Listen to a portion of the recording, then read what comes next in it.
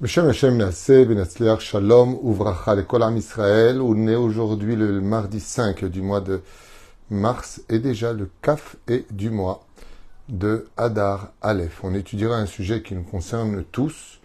Mishenichnas Adar Marbim Besimcha. Un sujet très tamoua, très curieux que l'on doit un peu décortiquer.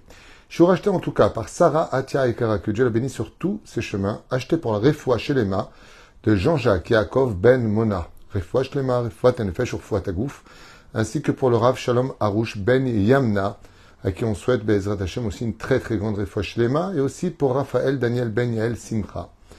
Shakadosh Hu Yishlach lo ve'la ve'lekulam Refoua Shlema Achlama Mira Briut Etana, et aussi pour l'élévation de l'âme de Gladys Shushana Bat Colette Zasia Alea Shalom ou Sasia Alea Shalom Ruach Hashem Tenachena Began Eden Elion. Avec eux, on mêlera Bezrat Hashem et on pensera du fond du cœur à la Refoua Shlema, Achlama Meira Briut Etana, de tous nos blessés, de toutes les personnes malades du peuple d'Israël, partout où elles se trouvent. Bezrat Hashem, que Akadosh Baruch Hu Verechetrem, qu'on ait que de bonnes nouvelles, Yeshuot, Ve Nechamot. Yishmor al Chayalenu Veotanu, Be'ardut, et Bezrat Hashem, qu'on apprenne à être meilleur. La Gemara nous dit dans Masechet Ta'anit quelque chose qui demande beaucoup de réflexion et vous allez comprendre pourquoi. Nous sommes dans la Gemara de Ta'anit Kaftet Amoud Aleph, en bas de la page, deux dernières lignes avant la fin, commence par la phrase suivante. Amar Rabbi Yehuda Bere Derav Shmuel Bar Shilet. Nous avons Rabbi Yehuda, fils de Rabbi Shmuel, fils de Shilet. Qui sont-ils et de quoi parlons-nous ici? Selon la tradition juive, cet enseignement viendrait de Rav Yehuda, qui vient de Rav Shmuel Bar Shilet. Qui sont-ils? Nos sages nous apprennent qu'ils sont de la descendance de Aman Aracha. Effectivement, les enfants d'Aman Aracha auront eux-mêmes une descendance d'Amalek. De là, on apprendra d'ailleurs qu'on a le droit de convertir les enfants amalicites au judaïsme s'ils le veulent vraiment. Et il faut savoir que Rabbi Yehuda ainsi que Rabbi Shmuel Bar Shilet étaient des gens extrêmement yirei shamaim, dont la particularité était d'enseigner la yirat shamaim et la Torah aux enfants d'Israël. Je peux vous rendre compte de ce que vous entendez, mais la descendance d'Aman sont devenus les maîtres des enfants d'Israël pour savoir comment craindre Dieu et comment rapporter la connaissance de la Torah. D'où vient ce mérite? C'est ce que nous apprennent les Chachamim. Ce qu'a été capable de faire Aman en menaçant le peuple d'Israël, non, ni les 48 prophètes d'Israël, 48 prophètes d'Israël, ni les 7 prophétesses n'ont été capables de le faire. Il a ramené tout le peuple à la Teshuvah et à recevoir la Torah avec amour. Ainsi donc, Rabbi Shmuel Bar Shilet enseignait la Torah en tant que descendant d'Aman aux enfants d'Israël en leur apprenant à craindre le ciel et en rappelant « Regardez mon aïeul ». Il a essayé de lutter contre la Torah. Il a essayé d'enfermer des enfants qui étudiaient la Torah avec des chaînes. Et il est mort pendu haut et court. Les Juifs gagnent grâce à leur Torah au mitzvot. Et ce même descendant vient nous apprendre quelque chose. Comme le dit d'ailleurs son nom, Shilet, ça s'écrit Shin, Yud, Lamed, Tav. Shiviti, Hashem, le Negdi, Tamid. Kachadavar. Bezrat Hashem. Quelqu'un m'a dit, est-ce qu'il est bien ce nom Shilet? C'est les initiales de Shiviti Hashem le Negdi Tamid. Normalement, c'est un nom propre. Un nom propre dans la grammaire s'écrit souvent avec un taf. C'est la généralité. Quand il s'agit d'un nom, Twitou ou Fitoussi, on n'écrit pas avec un taf ou Salfati. Ça ne s'écrit pas avec un taf. Si c'est un nom propre, c'est avec un tête. D'accord? Alors pourquoi Shilet? Parce que c'est les initiales. Shiviti Hashem le Negdi Tamid. Et Tamid, ça s'écrit avec un taf. Comme c'est les initiales d'un verset très important qui signifie « J'ai placé Dieu devant moi pour toujours ». Oufren, qu'est-ce qu'il nous dit? Ce fameux grand tzaddik, qui vient de la descendance d'un homme qui a essayé de retirer tout espoir, toute joie de vivre à la fête de Purim, son aïeux Aman Aracha. Il vient réparer cela en disant la phrase suivante. Mi shenichnas Av mema'atim besimcha. Quand vient et rentre le mois de Av, nous devons diminuer la joie. Car, Mishinichnas Adar, Marbim Besimcha. Mais par contre, de la même façon que tu diminues la joie, tu as le devoir d'augmenter la joie dès que rentre le mois de Hadar. Et pour cette année, nous avons une grande chance. Nous avons 2 mois de Hadar, soit l'équivalent de 60 jours de mitzvah, d'être particulièrement heureux. Le problème, c'est que quand je tourne la page de cette Gemara, donc Kaftet Amoudbet, Amar, Rav Papa, Elkar Bar Israël, des Hitle, Dinad, Ve'ade, Nochid, Ishtamid, dans ce cas-là, il est préférable que si un juif a un conflit avec un autre juif, il ne mène pas son procès pour le mois de Av, qui n'est pas un mois souriant au niveau du Mazal pour les enfants d'Israël, mais plutôt vers le mois de Hadar. Et puis après, la Gemara part dans toutes sortes de considérations. Mais ce qui est très choquant, c'est que, ok, tu nous dis d'être heureux, mais quoi? En Mesret Psachim, on apprend que la joie d'un homme s'obtient avec bizarrement du vin, de la bonne viande. Ok? La viande et le vin, mais samchim. Et on n'a aucune mitzvah de consommer de la viande ou de boire du vin pendant le mois de Hadar, si ce n'est que Purim. Purim, oui, on appelle ça le mishté. Alors comment être heureux? Comment est-ce qu'on peut nous demander, quand vient le mois de Hadar, marbim besimcha, on multiplie la joie. Tout le monde le sait très bien. Tout le monde le sait très bien. Que la mitzvah la plus dure de toutes les mitzvot, bien plus dure que toutes les mitzvot de la Torah. Celle qui irait, je dirais même, au-delà de la difficulté d'honorer son père et sa mère, c'est la joie de vivre. Je me suis, cette semaine, exercé à poser une question à tout celui que j'ai rencontré. Encore ce matin, à un groupe de personnes. Je voudrais te poser une question, mais j'aimerais que tu fasses preuve d'une très grande franchise. Es-tu Sameach Behemet, vraiment heureux? J'ai entendu aucune réponse positive. Toutes les personnes, ouais, ça va, bon, Baruch Hashem, ouais. Oh, ça pourrait aller mieux, hein. C'est pas la question que je te pose. Est-ce que tu es vraiment heureux? Non. Voilà ce que j'entends. Il y aura toujours quelque chose qui sera un hic sur mon chemin.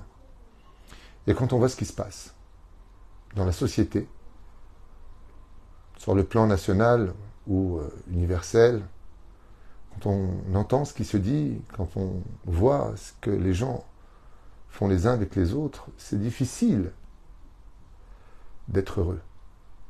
Tous les jours, on ne sait pas ce que demain va nous engendrer. On parle de choses dramatiques, même si on ne doit pas avoir peur. Hein, Israël, on a passé l'Égypte, la Babylonie, la Perse, la Grèce, Édom, Purim, Hanouka, la Shoah, 1948. On a passé tellement de choses. Combien de preuves nous faudra-t-il encore pour savoir que le peuple d'Israël n'a pas à avoir peur de quoi que ce soit ni de qui que ce soit? Parce qu'on est garanti par le Créateur du monde lui-même. Am Israël Chai Vekayam. Combien ont comploté contre nous? Vous connaissez tous cette chanson, Vehi She'amda, Lavotenu Velanu. Shebechol Dor Vador, de génération en génération. Ratzol Chalotenu, ils ont voulu nous exterminer, en finir avec le peuple d'Israël. Eux ont disparu. Les Babyloniens, les Perses, les Romains, tout le monde a disparu. Tous nos conquérants. Avalam Israël est toujours là. Pourquoi? Grâce à un travail essentiel, le travail de l'humilité. Plus tu te fais humble, plus tu auras des raisons de vivre, parce que moins on te verra. Mais plus tu te fais humble, et plus la Torah rentre en toi. Et la Torah a pour nom synonyme la joie. Maintenant, la question que j'aimerais élaborer avec vous, c'est que quand on regarde le Shulchan Aruch, effectivement, Rabbi Yosef Karo, quand on voit le mois de Hadar, ne répondra pas forcément Mishenichnas Hadar Marbim Besimcha. Par contre, pour le mois de Av, là-bas, il y a marqué dans le Shulchan Aruch que quand le mois de Av rentre, on diminue la joie. La grande question qu'on pourrait poser sur ces deux pôles, pourquoi d'un côté on demande de diminuer la joie, alors que c'est une mitzvah d'être tout le temps heureux, donc on ne mange pas de viande parce que ça donne de la joie, on ne boit pas du vin parce que ça donne de la joie pour le mois de Av, je comprends.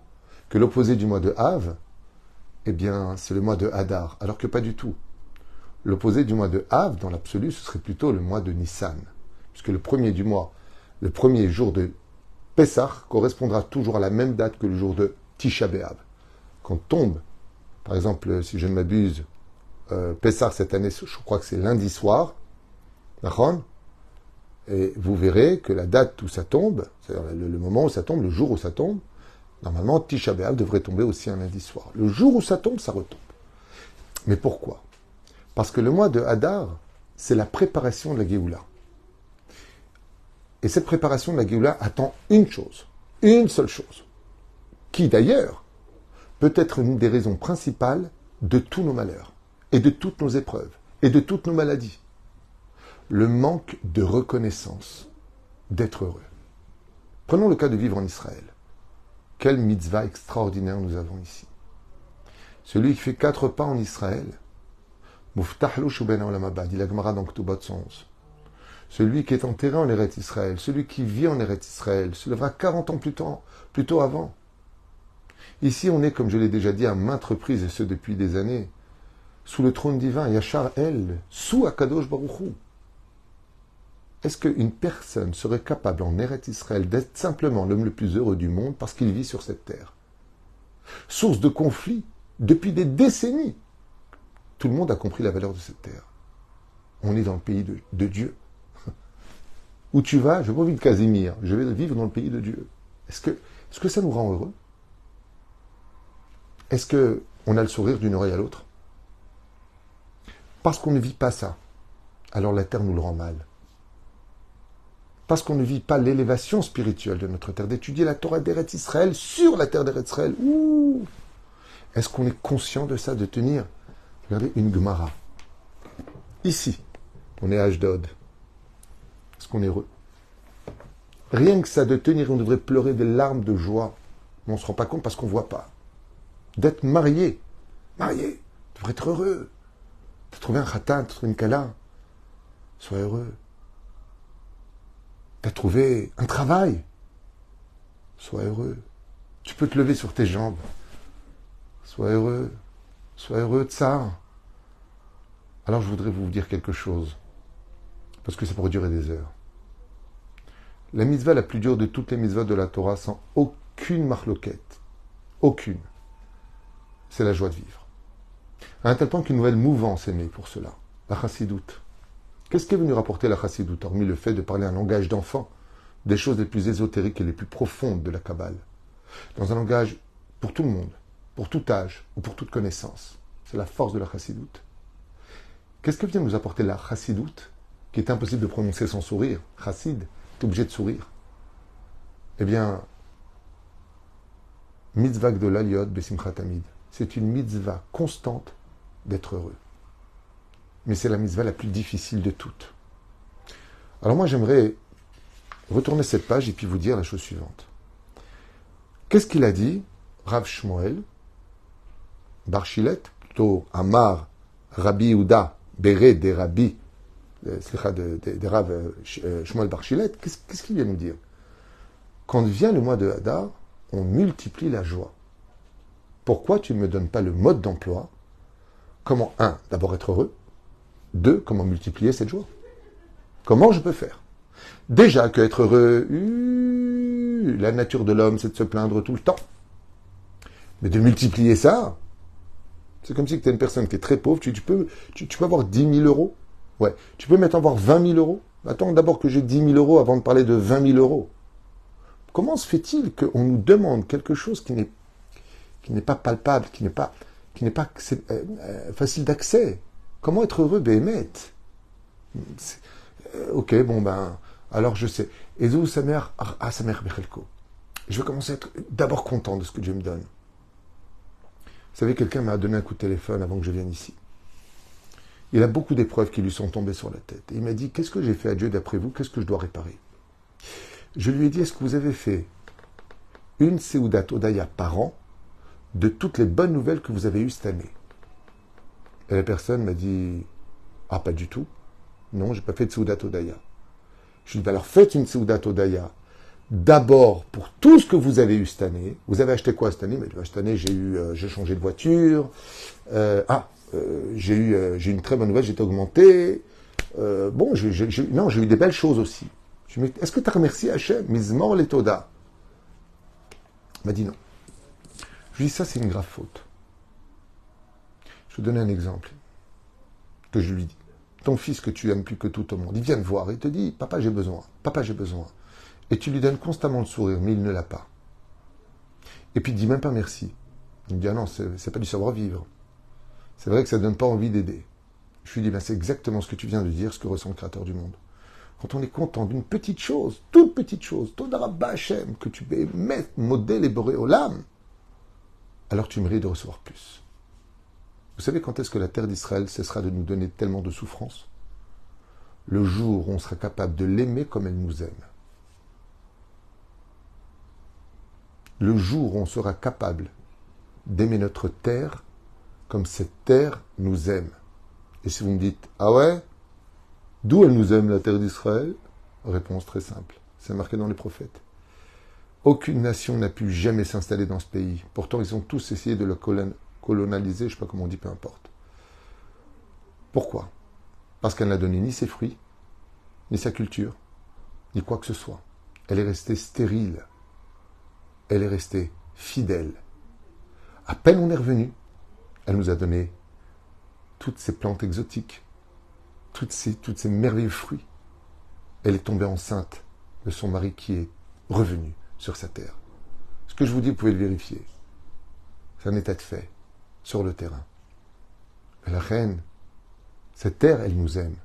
Elle nous attendait fidèlement, malgré le fait que les Ottomanies, les croisades, et on en passe, et les Anglais, et ce qu'il y a eu avant, les Romains avant, combien de choses. Mais cette terre est restée stérile. Les conquérants ont dit, il n'y a rien à faire dans ce pays. Peut-être éventuellement empêcher les Juifs de revenir. Ou sous condition, en tout cas, comme l'ont fait les Anglais, de façon historique. Ah ben, ce qui est sûr et certain, c'est que cette terre nous aime. Mais nous, est-ce qu'on est prêt à tout pour elle? Est-ce qu'on l'aime de tout notre cœur? Et c'est pareil pour les mitzvot. Et c'est pareil pour notre vie. Alors, comment on peut bémettre les harpies, les zé?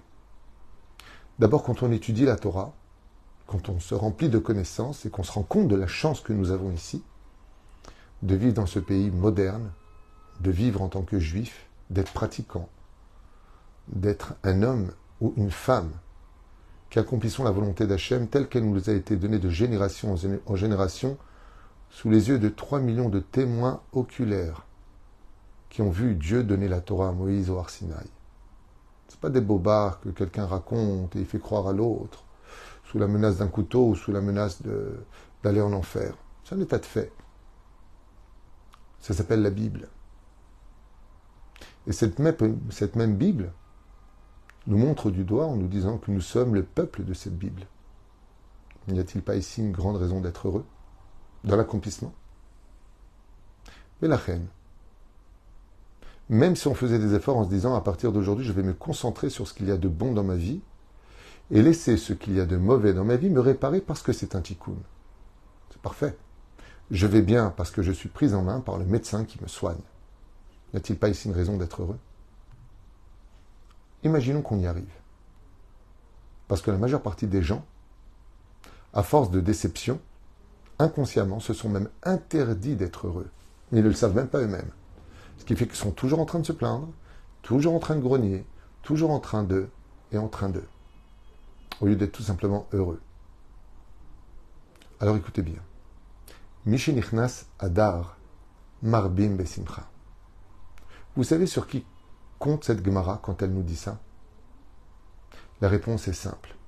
Et je tiens à m'excuser à l'avance dans cette vidéo si je vexe ou blesse qui que ce soit. Mais je ne vise personne. Ce que compte le Créateur du monde, c'est que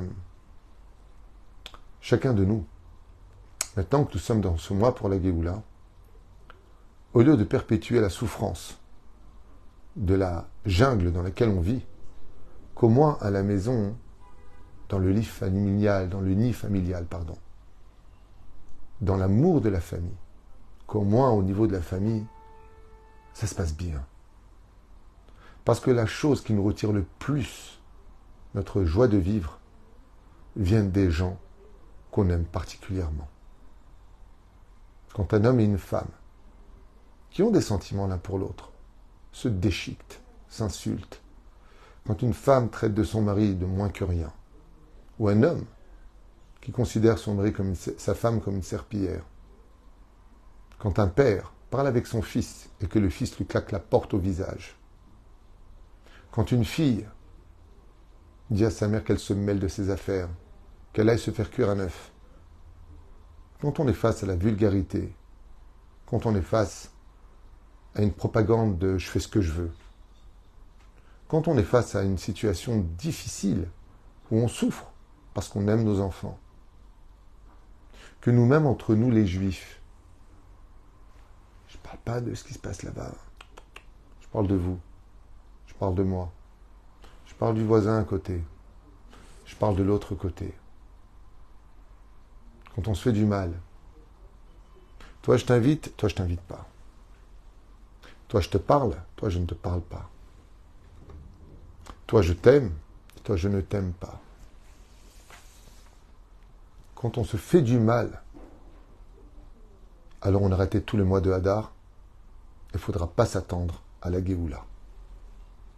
Meshinichnas Hadar, comment tu peux l'herbot besimcha? Comment tu peux multiplier la joie?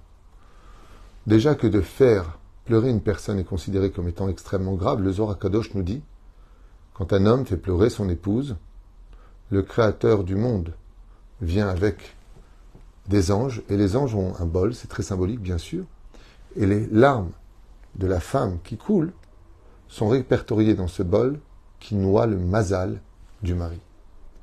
C'est ce que nous enseigne le Talmud dans Masechet Baba Metzia Nuntet Amud Aleph.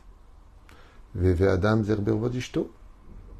Un homme doit faire attention au kavod de sa femme, de l'épanouir, car son mazal dépend d'elle.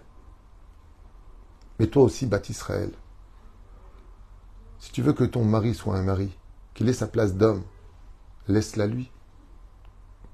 Donne-lui le respect qu'il a besoin d'entendre. Parle-lui avec une voix féminine au lieu de hurler dessus. Accueille-le avec le sourire et des bras ouverts, au lieu de lui sauter à la gorge. Tu étais où, j'en ai ras-le-bol. Et c'est pareil pour les hommes, quand vous rentrez après le travail, de vous enfermer sur les portables. Accordez au moins un peu de temps et de discussion avec vos épouses. Renseignez-vous sur comment vont vos enfants. Vous savez, dans mon travail, ce que j'ai constaté, une grande partie des parents ont baissé les bras dans l'éducation. C'est un truc de fou. De plus en plus, les enfants font ce qu'ils veulent. Non pas parce qu'ils le demandent, parce que les parents sont trop fatigués même pour éduquer. Plus de patience. Je peux plus t'entendre crier, je peux plus t'entendre pleurer. J'en peux plus. Tiens, regarde ce que tu veux, va où tu veux, reviens quand tu veux. Puis après, on appelle, t'es où? Qu'est-ce que tu fais? Tout à l'heure, j'étais pas bien, maintenant je suis bien. Les enfants sont utilisés comme des psychologues aujourd'hui. On leur raconte notre propre vie. On demande à nos enfants ce qu'ils pensent. Ces enfants. Pour les vacances, tu crois que c'est mieux d'aller là-bas ou là-bas? Le gosse, il a juste 5 ans. Tu dois l'emmener là où il y a le plus de Torah et du Ratchamaïm. Mishenichna Sadar s'adresse à tout celui qui a le potentiel de redonner de la joie en plus aux autres. Consolation, fais ton shlom bayit, aide, prends sur toi, sois humble, petite gabère.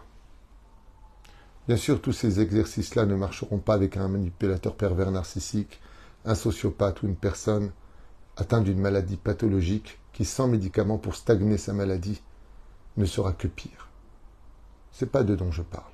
Mais pas tout le monde est pervers, et pas tout le monde est débile, et pas tout le monde a des problèmes, et pas tout le monde a des pathologies, et pas tout le monde. Il y en a beaucoup, mais pas tout le monde.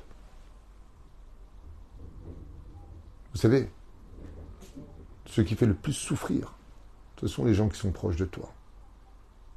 À la limite, quand tu as des ennemis qui ne t'aiment pas, qui crient à mort les Juifs, et que ces mêmes personnes nous font du mal, par exemple, qu'ils en viennent à nous tuer ou nous blesser, mais c'est une guerre, on sait qu'ils ne nous aiment pas, il faut faire attention. Mais qu'est-ce qu'on fait? Am Yisrael Chai Vekayam, on vaincra, on survivra. Pourquoi est-ce qu'on n'est pas capable de le dire quand c'est ton propre frère qui veut ta mort? Quand c'est ton associé avec qui tu as grandi qui veut te ruiner? Comme c'est avec ce mari ou cette femme avec qui tu as tellement de souvenirs et de promesses qui se sont fanées. Tu sais pourquoi avec eux tu ne peux pas dire « on va réussir » parce que tu es déçu. Parce que tu vas me dire « alors quoi, c'est ça, Israël ?» ce que les autres n'ont pas réussi à nous faire, nous, on se le fait entre nous. Tu me vends aux autres. Tu parles derrière mon dos. Tu me fais du mal. Tous ces gens-là qui font du mal, tue le Mashiach de cette génération et éloigne la Géoula. Et c'est pour ça que Rabbi Shmuel bar Shilet, descendant d'Aman, vient réparer ce que son aïeux a fait. Son aïeux, il nous a retiré la joie du mois de Hadar. Mishenichnas Hadar, il vient nous dire, multiplie ta joie. Et qu'est-ce qu'il faisait? Il enseignait la Torah aux enfants d'Israël. Il leur apprenait qu'il n'y a pas de désespoir, qu'il fallait craindre le ciel et qu'on n'avait rien à craindre de personne. Et que même Aman, Amalek, tous les conquérants, y compris Hitler, Imachemov Zichro, tous sont morts, mais que nous continuons notre chemin. Certes, avec des blessés sur le chemin, des âmes très précieuses qui nous ont quittés, mais on continue. On vit et on continuera à vivre. La question est, comment? Quel est le chemin que tu vas prendre? De quelle façon? Alors maintenant qu'on a eu ces explications, on comprend ce que voulait dire quand rentre le mois de Hadar, multiplie ta joie. Ça veut dire quoi, multiplie ta joie? Ça veut dire que travaille-toi particulièrement sur un domaine, ne fais pas de mal à qui que ce soit. Même les mauvaises nouvelles, ne t'empresse pas de les apporter. Sois celui qui donne le sourire aux autres. Sois celui qui donne de la joie aux autres. Sois celui qui donne de l'espoir, un lendemain, un mot, qui va lui faire comprendre que il a sa place dans la société, dans la vie. Redonne vie à l'autre. La résurrection des morts n'existe pas qu'après la mort, parce qu'on peut être vivant, mais se sentir comme mort. Mais de redonner l'espoir, de redonner une place d'honneur, de redonner une chance à une personne. Je vous donne un exemple bête. Vous appelez quelqu'un, donc une femme, un homme avec un homme, bien sûr, pour lui poser une question. Regardez, c'est cette expérience incroyable. Allô, shalom, comment vas-tu? Est-ce que je peux t'aider? Est-ce que tu as besoin de quelque chose? Est-ce que L'autre là. Est-ce que tu vas bien? Et puis une fois qu'il t'a répondu, tu le bénis, et c'est tout. Tu ne lui demandes rien. Vous allez voir l'étonnement. Alors, qu'est-ce qui me vaut ton appel? C'est-à-dire, qu'est-ce que tu veux? Pourquoi tu m'as appelé? Mishenichnas Hadar, Marbim Besimcha.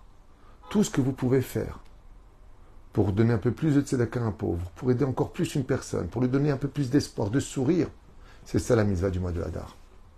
Matanot laevionim, mishloach manot. Ish l'ireu, c'est ça la fête de Purim. La fête de Purim, c'est de redonner la possibilité à une personne, la chance de redémarrer quelque chose qu'il croyait mort, comme exactement le voulait Aman. Les décrets sont scellés. Mais Esther et Mordechai sont venus nous redonner ce sourire. Dans l'humilité, comme le nom de Mordechai.